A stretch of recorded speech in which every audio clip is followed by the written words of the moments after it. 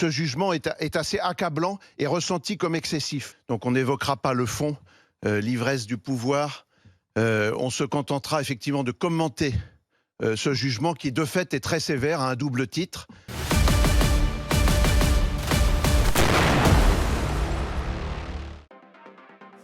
Évidemment que si, Emmanuel de Villiers. Nous allons bien nous attarder sur le fond de l'affaire de Tintin en Libye.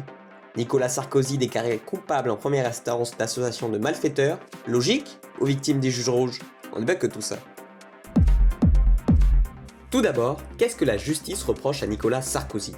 Replongeons-nous en 2005.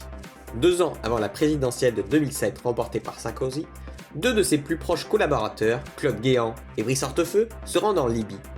Là-bas, il rencontre Abdallah Senoussi, proche du dictateur libyen Kadhafi, et surtout terroriste condamné par contumace par la France d'un attentat qui a tué 170 personnes.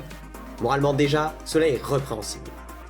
Par la suite, et cela a été confirmé, de l'argent libyen a été transféré vers la France. Assez donc pour condamner Sarkozy à la préparation d'un délit, celui de pacte de corruption ou encore de financement illégal de campagne.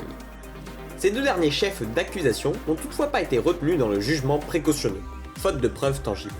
Les délinquants en col blanc, de véritables dissimulateurs professionnels.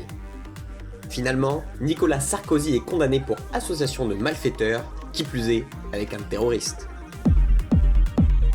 Qui dit procès de Nicolas Sarkozy dit défense abjecte de lui et de ses partisans. Ah oui, oui, oui, oui, oui, oui, oui, oui. On s'organise un petit florilège de réactions.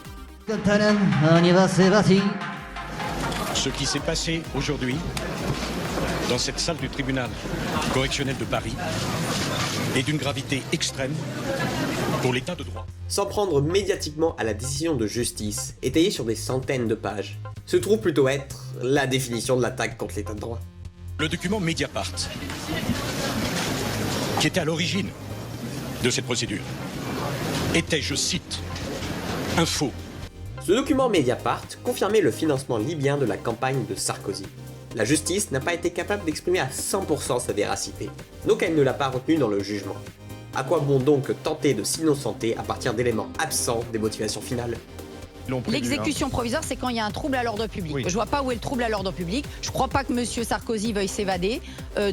Non, ça se justifiait pas pour là. La détention provisoire est prononcée dans 89% des cas des peines de plus de 2 ans ferme en correctionnel. Elle est justifiée par la menace du trouble à l'ordre public qu'aurait enclenché la liberté de Sarkozy. Nous parlons là d'un multi-condamné de faits graves qui altère la confiance des citoyens dans ceux qui les représentent. Une image dangereuse pour la démocratie. Ceux qui me haïssent à ce point pensent m'humilier. Ce qu'ils ont humilié aujourd'hui, c'est la France. C'est l'image de la France. La France est humiliée par l'affirmation de procédures illégales commises par un élu du peuple, qui plus est un président. Nous pouvons éprouver de la fierté envers une justice qui ne trafique pas la balance face aux puissants.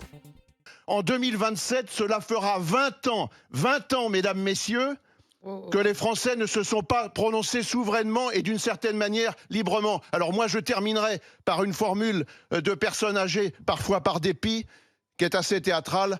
Ah, elle est belle, la France!